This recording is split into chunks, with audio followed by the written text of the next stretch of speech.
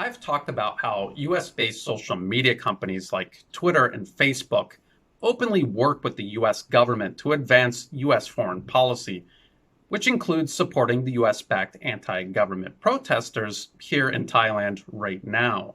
They've already begun censoring critics of the US-backed protests, but now Reuters and Twitter have teamed up to begin purging Thais who support Thailand's monarchy as well.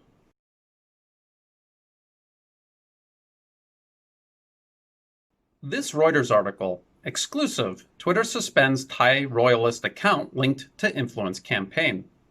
This is a deliberate attempt by Reuters to help justify Twitter's censorship of anyone supporting Thailand's establishment, including the Thai monarchy. And if you read through the article carefully, there is zero evidence that the main account in question, Jittasa School, was involved in what Twitter claimed was spam and platform manipulation. Actually, a lot of what Reuters accuses this account and its followers of doing is what everyone on social media does. They follow people they agree with, and they amplify their messages by liking, sharing, and retweeting them. But Reuters claims that a recent increase in users joining Twitter to support the Thai monarchy and also to counter the anti-government protests is somehow suspicious, because all they did was support the monarchy, something Reuters claims regular Twitter users would never do. But people in Thailand can see how social media has been weaponized against the country, and they've decided to join platforms like Twitter to fight back. And of course, Twitter and the Western media attacking and even censoring them just proves the point of how dangerous these US-based social media companies are and how they are really attacking nations like Thailand. And also how important it is for nations like Thailand to remove them from their information space and replace them with Thai alternatives. It's also funny that the Reuters article mentions Penguin, one of these anti-government protest leaders, who said he actually welcomed the censorship. So here's a guy who thinks all speech should be protected, including defamation, but then he celebrates when his opponents and his critics are silenced. This is a guy and a movement that wants to run Thailand. Think about that. Now, Twitter, we know, is involved in advancing US foreign policy, and that is their obvious motivation for censoring critics of the US-backed protests here in Thailand, and also censoring people who support the target of these protesters as well, especially Thailand's monarchy.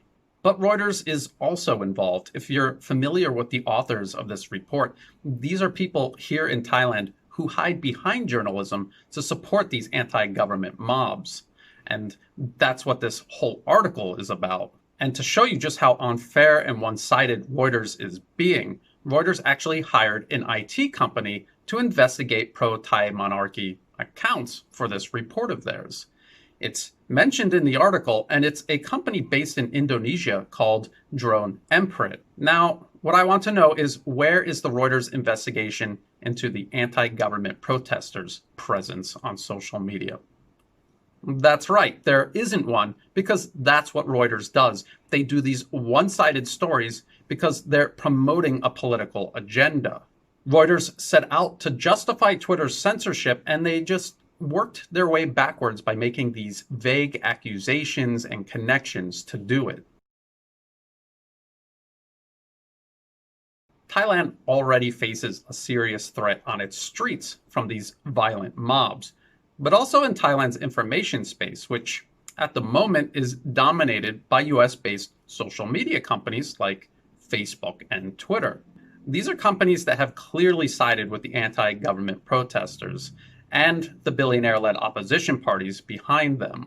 As I've pointed out before, Thailand needs to create its own versions of Twitter and Facebook, and in the meantime, force companies like Twitter and Facebook to open up offices here in Thailand and to abide by Thai laws, and also adjust their policies, including on who can and cannot use their services here.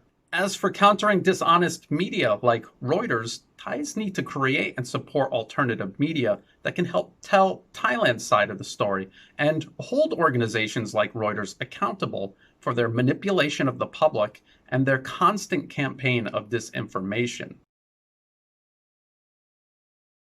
Please check the video description for all the references. There are also ways there that you can help support my work, including links to my Patreon account. If you thought this video was useful, please like and share it. If you subscribe to the channel, it really helps the channel grow, and I greatly appreciate that. And as always, thank you so much for watching.